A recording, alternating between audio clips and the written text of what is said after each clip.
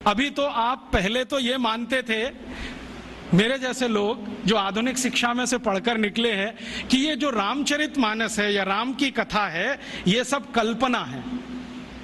और हमारे देश में ये जो वामपंथी लोग हैं ना, लेफ्टिस्ट, वो बहुत चिल्लाते हैं इसमें क्या धरा है, ये तो सब कपोल कल्पना है। लेकिन अभी उन्हीं के मालिकों ने, यूरोप और अमेरिका के बड़े वैज्ञानिकों ने, जो नासा में काम करते हैं, उन्होंने सिद्ध किया है कि ये सब सत्य है।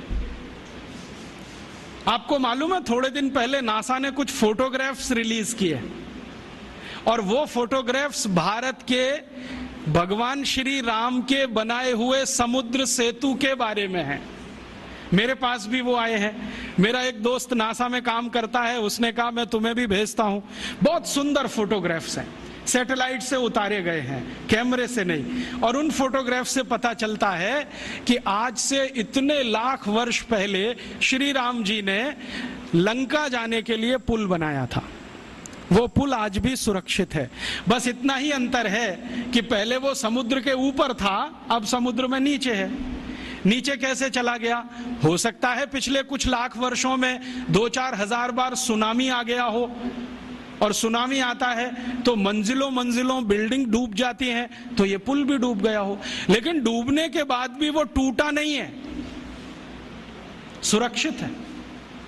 और फोटोग्राफ्स बताते हैं और वो साफ दिख रहा है। मेरे पास दुर्भाग्य है कि एलसीडी प्रोजेक्टर नहीं आपको दिखाता, मेरे लैपटॉप में ये सभी फोटोग्राफ्स हैं। वो बताता है फोटोग्राफ्स की पत्थर है ना, उनको कीलों से जोड़ा गया है। कीले होते हैं, और कीले इस मेटल के हैं जो लाखों साल में भी पानी में रह के क्षरण नहीं हुए। कहीं कहीं पत्थर के बीच में चूना लगाया गया है, वो साफ दिखता है। सीमेंट कहीं नहीं है, क्योंकि सीमेंट था भी नहीं। तो चूने और कीले से जोड़े हुए पत्थर अभी तक सुरक्षित हैं, टूटे नहीं है।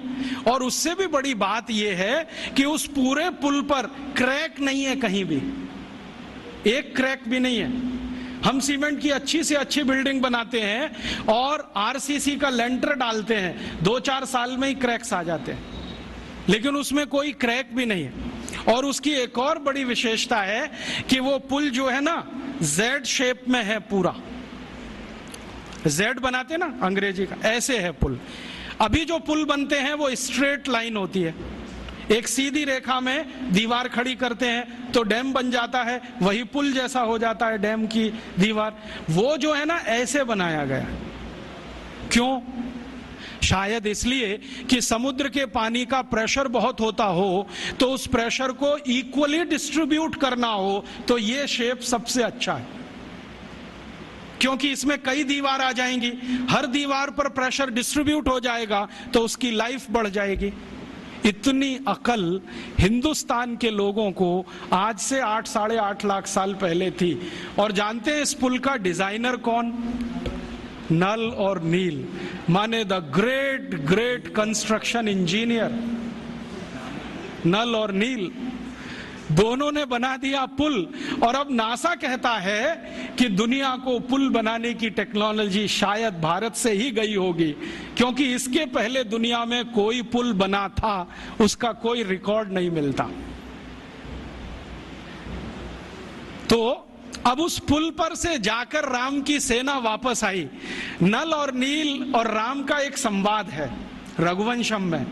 नल नील कह रहे हैं कि हम पुल बना देंगे, आप परेशान मत होइए, पत्थर की मदद से बना देंगे। राम पूछ रहे हैं ये समुद्र के पानी में पत्थर तैरेंगे कैसे? उन्होंने कहा वो आपकी चिंता नहीं, हमारी है, क्योंकि हाइड्रोलिक्स हम समझते हैं, आप नहीं समझते। हाँ, वो ऐसे ही बोलते हैं। तो रघुवंशम में तो वो बराबर बात करते हैं। रामचरितमानस में तो सभी पात्र जो है ना, राम को भगवान मानते हैं, इसलिए बात ही नहीं करते। वाल्मीकि रामायण में, कंब रामायण में, रघुवंशम में सभी पात्र बराबर बात कर रहे हैं, क्योंकि वो सहयोगी है। तो वो राम को समझा रहे हैं कि इसकी चिंता आप मत करो, हम कर देंगे। राम पूछ रहे हैं तुम्हारे पास तकनीकी क्या है? तो उन्होंने कहा हम पहले नाव डुबोएंगे, पत्थर ले लेके नावों को डुबोएंगे, डूबते डूबते वो ऊपर तक आएगी, तब कंस्ट्रक्शन शुरू करेंगे। कितना दिन लगेगा? उन्होंने कहा जो लगे सो लगे, लेकिन पुल बना देंगे। तो राम जी पूछ रहे हैं कि ये पुल बनेगा तो जाएंगे तो सही, लौट के आएंगे कि नहीं? तो उन्होंने कहा आपको मैं एक गारंटी दे सकता हूं कि अपनी सेना जो जाएगी वो तो लौट के आएगी, जो रावण की सेना इस पुल पर आई तो ये डूब जाएगा। कैसे डूब जाएगा? तो वो कह रहे हैं कि हमने इसका जो हिसाब निकाला है ना पूरा, आपकी सेना में तो सब बानर हैं।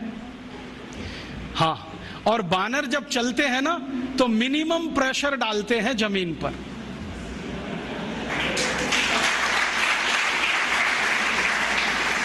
आपने देखा है ना, उनके पंजे भगवान ने कुछ ऐसे बनाए हैं कि उनका जमीन पर पंजे का टिकना बहुत कम दबाव डालता है, और वो ऐसे अद्भुत ऊर्जा के मालिक हैं सब बानर कि जैसे ही पंजा टिका तुरंत जंप कर देते हैं, और वो कंटिन्यू जंप कर सकते हैं। 1 किलोमीटर तक कर सकते हैं, 2 किलोमीटर तक कर सकते हैं। तो नल नील कह रहे हैं कि हमने पुल का डिजाइन ऐसा रखा है कि ये बानर जंप करके तो निकल जाएंगे सबके सब, जो रावण की सेना आई तो ये डूब जाएगा, क्योंकि रावण की सेना में सब राक्षस हैं, राक्षस शरीर में भारी हैं, भारी होने के साथ दबाव ज्यादा डालते हैं, तो ये पुल टूट जाएगा, वो मर जाएंगे। इसलिए युद्ध में हम विजयी होंगे, हारने का चांस नहीं है। इस क्वालिटी की चीजें हैं।